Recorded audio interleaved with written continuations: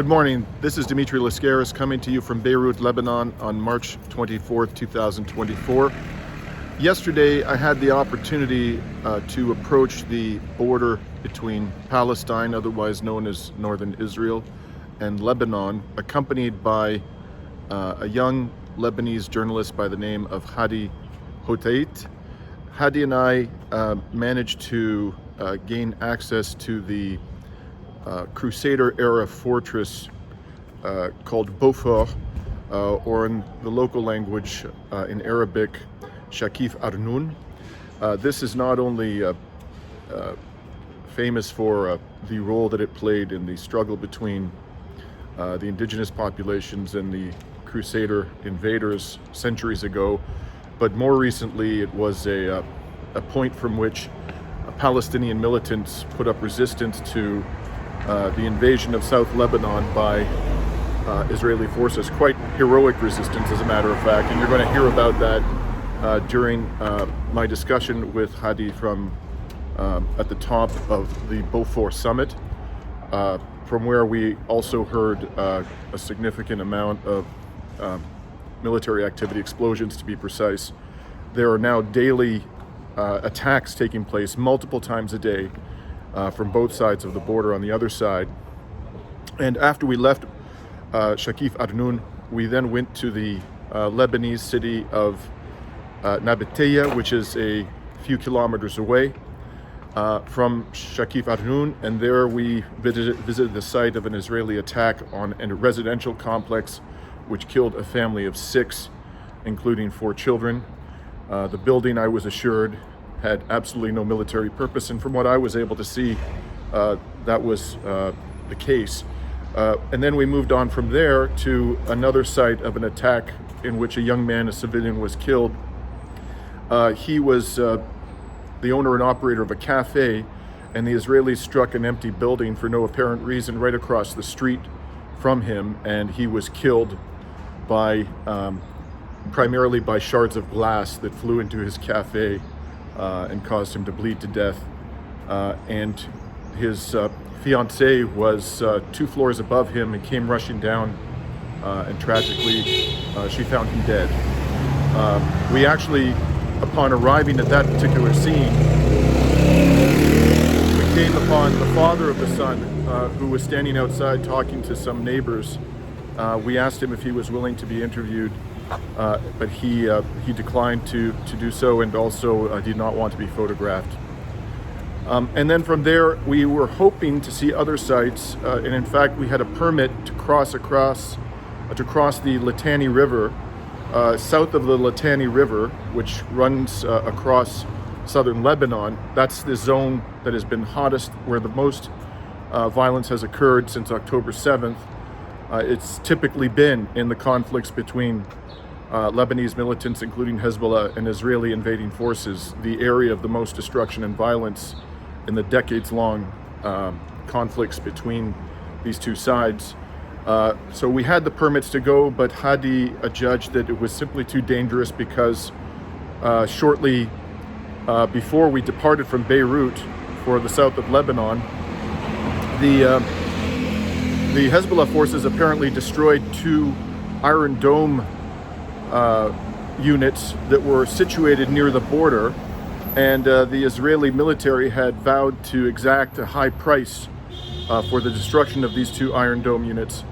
So on that basis, and he pointed out we were traveling an SUV, his SUV, and he said that his vehicle was one that was particularly that type of a vehicle was being targeted more often than not by Israeli forces because of the fact that they believed that they were being used, those types of vehicles were being used to transport weapons by Hezbollah fighters.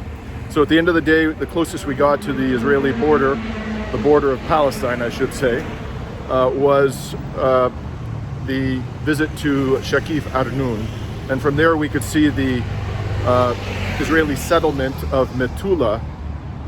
And we talk about this in our conversation, which you'll see in a moment. And Metula, according to an Israeli journalist, it's been evacuated, by the way. And according to Israeli media who visited it recently, it's essentially been destroyed. by repeated attacks from Hezbollah.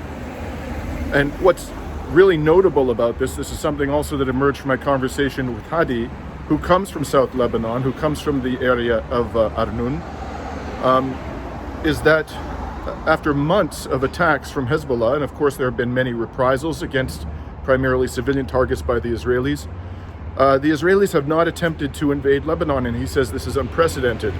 In 2006, the last time they attempted a ground invasion, he tells me that Israeli forces not managed to enter and remain for any significant period of time in a single Lebanese village in the south. They immediately confronted fierce resistance and suffered such high casualties upon their crossing the border that this time around, given particularly that Hezbollah has a much more formidable missile arsenal and a lot more combat experience from the Syrian civil war, he's confident. He realizes that this could turn out to be wrong and that there's a real risk of a ground invasion, but he's relatively confident that this time the Israelis will not attempt a ground invasion and will limit themselves to airstrikes, drone strikes, and artillery strikes.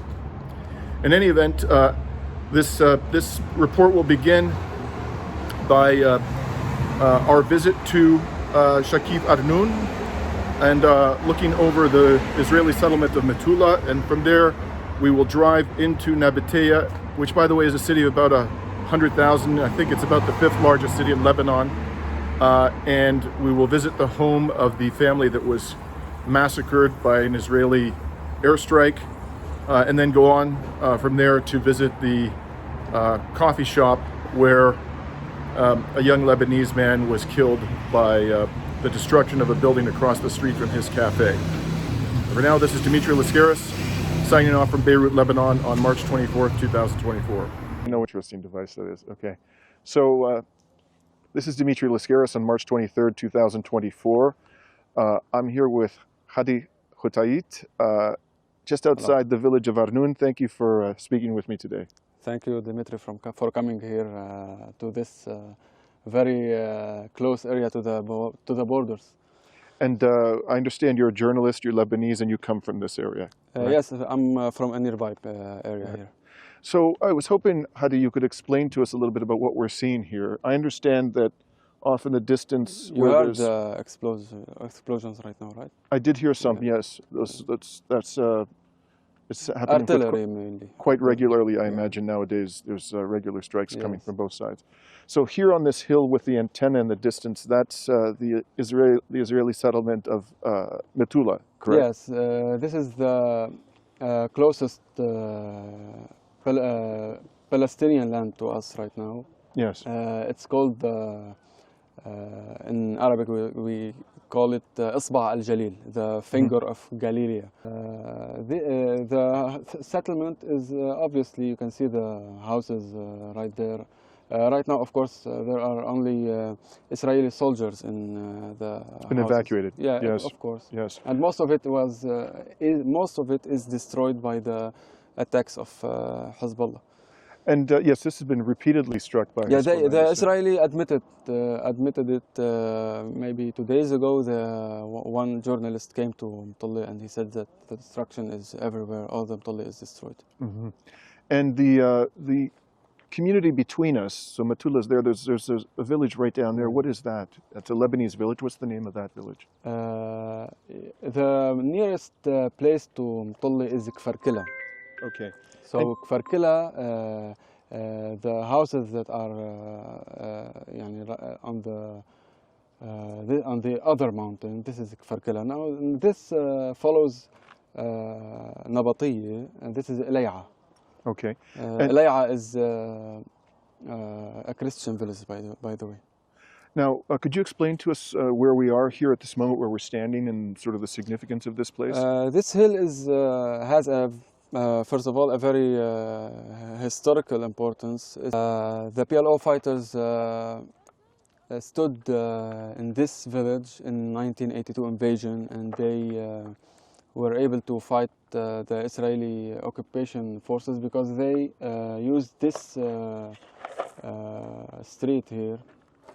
The occupation forces were coming on this. Yeah, they came from Metula, right, to under this road, and they should, and they wanted to go to Nabatieh from this road. Of course, they faced resistance here, and there is a famous YouTube video where Ariel Sharon landed maybe in the same position that we are right now. He came in by helicopter. Yeah, by helicopter. He wanted, of course, to claim victory, and he asked the officer of the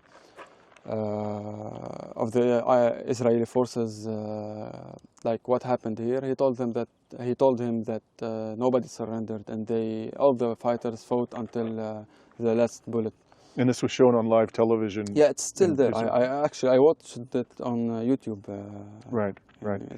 And so I understand there have been attacks since October 7th by Israeli forces on Arnoun. Could you tell us a little bit about those attacks? Actually, the attacks were on the Nabatieh area, on all the Nabatieh area. Mainly, we are suffering from drone attacks, surprising drone attacks, of course, and this is new somehow to the let's say the war habits between Lebanon and Israel. In 2006 war, there were drones, the famous MK, we call it here, but rarely. Is this the MQ-9, you mean? No. The MK is a very old drone. Okay. That doesn't. It's another explosion. Yeah, it's artillery mainly. Yeah. Sorry. Go ahead. You hear both. Yes. And the MK doesn't fire missiles. So it wasn't lethal. This is what in the 2006 war. In 2006. Right. So right now it's very, of course, drones from Russian-Ukraine war and from maybe Armenia-Azerbaijan war also. Right now it's being used in this war very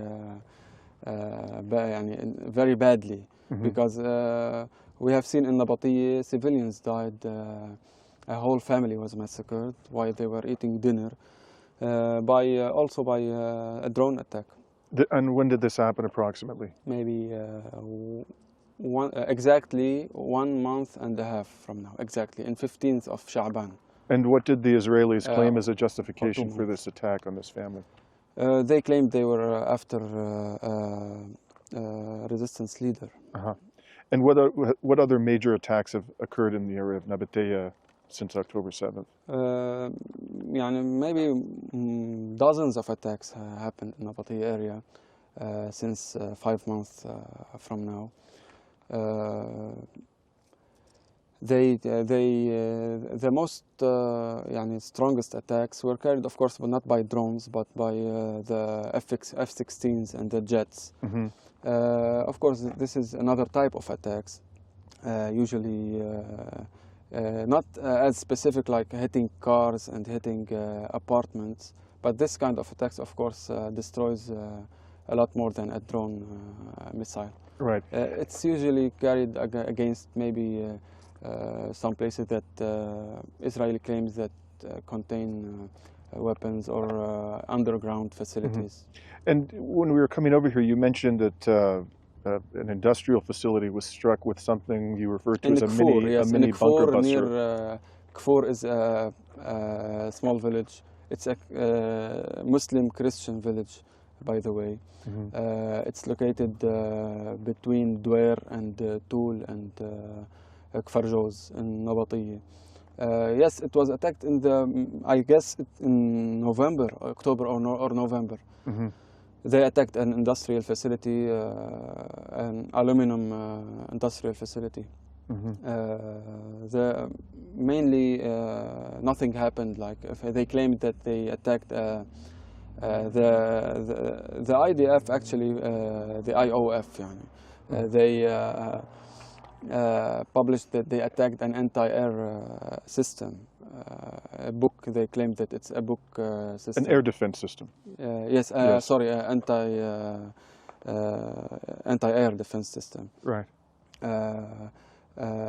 But nothing happened and no secondary explosions, and it was a very the only harm that happened was because of the Israeli missile. And mainly it wasn't, there was nothing, only an industrial facility.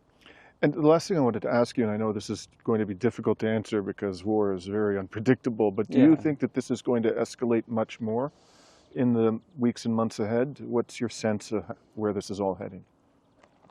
Well, of course, it's very hard to predict anything, but I can tell you what people are saying here. It's not obvious what is going to happen, simply because the rules of this war are different. The power balance is also different.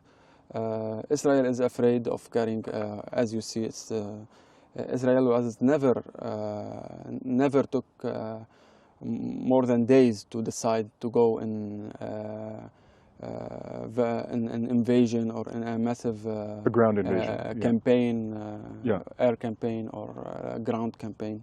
And this has been going on for almost 6 months. And for 6 months after October 7th, and 6 months after the resistance here also started attacking and attacking back against mainly the settlements in the occupied land of Palestine near the borders with Lebanon. Israel is still, actually they evacuated the borders. That's right. They evacuated some tens of thousands of people now. More than displaced. 100,000 of Israeli escaped and evacuated their settlements near the borders. And also, of course, the Israelis are hitting the villages in Lebanon with massive destruction. In Lebanon, you can easily see how the destruction is guided towards the civilians, the houses, some cafes, some restaurants, some hotels, for example, public gardens. They are attacking everything mainly. Even, of course, more than 5 times they attacked civil defense centers, and many firefighters and many healthcare providers died in these attacks. Have most of the people, I just have one other question for you, have most of the residents of the Nabatieh area remained throughout the hostilities? Yeah, of course. Nabatieh actually gained more population because only the village of the nearest village with the borders were evacuated and have evacuated actually. Even Qal'at is still, there are still people in it. That's this village down here? No, not this one. This is the nearest village. Which is Qal'at? Qal'at is over there. On that hill over there? Right. Yeah. Right. Yeah, over there. And the border of Palestine is just on the other side of that hill before Metula. Right between the hill of Metula and the hill of Qal'at, where you see. Okay, well, thank you very much for speaking with me today. That was very informative. Thank you, and excuse me for my bad English. You did a wonderful job. You can see the destruction over there. Yeah. Just want to get this.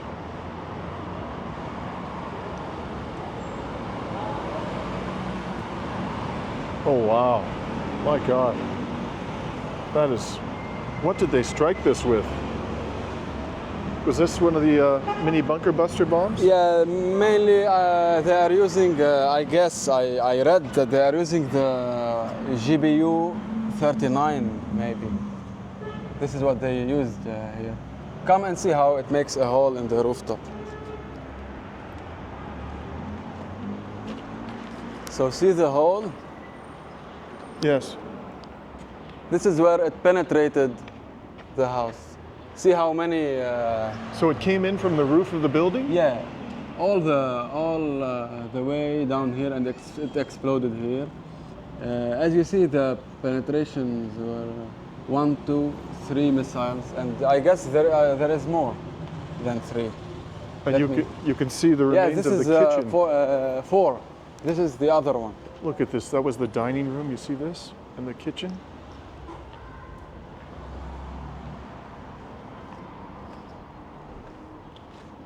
And so how many people were killed in this strike, Hadi? Well, 7 civilians, 7 innocent, 1 family member. They all belonged to 1 family. They were having dinner, and all of them died in this room. Actually. So 5 children?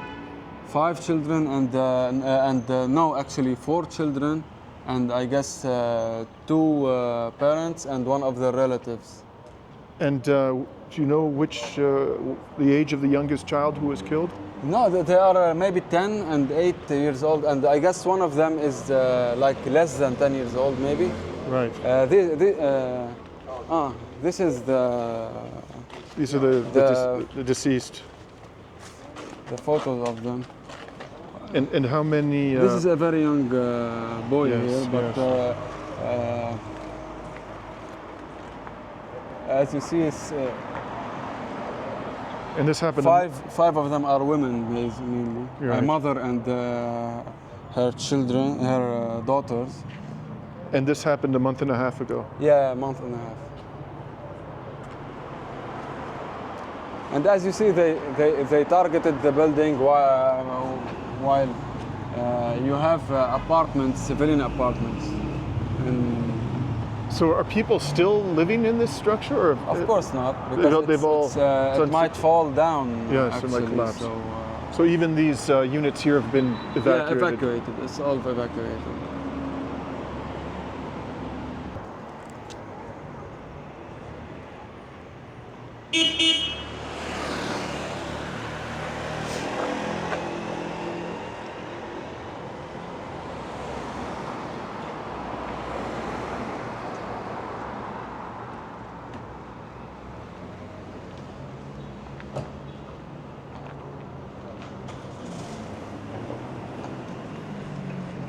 احكي شوي وراح فرجي. هو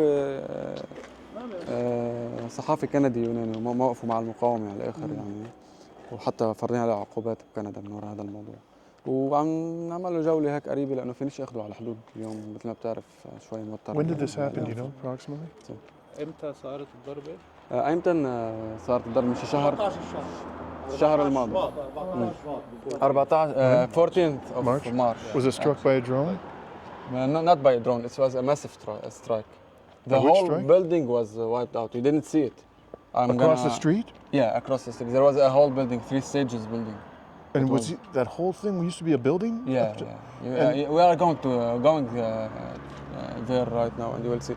But this was the martyr's car, and I'm gonna take you to his place. How old was he when? قد كان عمره الشهيد حج؟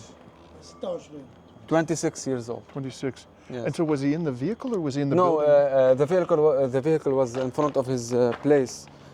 He owns a coffee place here. Uh-huh. Now the guy who is the father of the martyr, he told us that he rebuilt it because it's his son's place, and his brother is going to run it right now. This is the coffee. Right here. Yeah, don't film the people. This is the coffee where the martyr was. He was there. This is his house. Can I film the structure without the people? Yeah, you can film it, but without the people. It's actually a very tragic story because what happened was that his fiancée was upstairs, and she went down and she found him dead. She was in the building when it was struck. In the house, and the son was inside this place. In this cafe. And he was killed mainly because of the glass that he took from the raid. The raid happened here. This was a 3 stages building, and it was wiped out by the. Okay, so just so I understand. Let's go there. Did they? What was the target? Was the target this building? Yeah, this building was the target. So there used to be how many stories? 3 stories. 3 stories. Yeah, it was a normal building, like any building, like any house. And so he was across the street in the cafe Yeah. when this was struck, Yes. and he was killed mostly by the glass, which... Exactly, yes, this is what happened. So the damage that's happened to this building across the street, was that sort of collateral damage? Yeah, from the exactly. destruction? This is collateral damage. I from see. And it went to the house. And this is all, of course, civilian houses here. So this was just, were there families living in this building, or was it just business? No, it was empty. Oh, it was empty. It was an empty building. And they struck it. No, nobody died in this building, but what happened was in see. the other... And what was the justification given by the Israelis? They always for say that they are targeting places for the resistance. They always claim this, but they and as I investigated, I know that many of the hits are just nonsense, and most of them is like 2006 bank of targets. So it dates back to the 2006. Right, the 2006 war. Yes.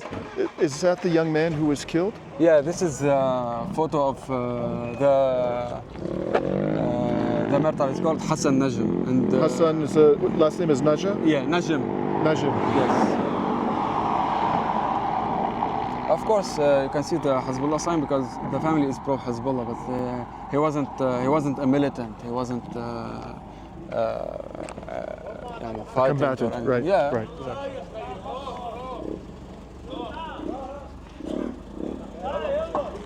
حاجنا عذبناكم رحمة الله عليه. And off in the distance, is that was that a militant who was killed over there? Yeah, but banner? this dates back to the 80s. Ah, I see. Yeah. Usually here in front of any family that have a martyr, they put a sign and as a commemoration of her son, of the son of this family. They put a photo or his name sometimes. Are we still in Nabatieh, or are we? Yeah, this is also Nabatieh. It's still Nabatieh. I see. Okay. Okay. Thank you. Hajj.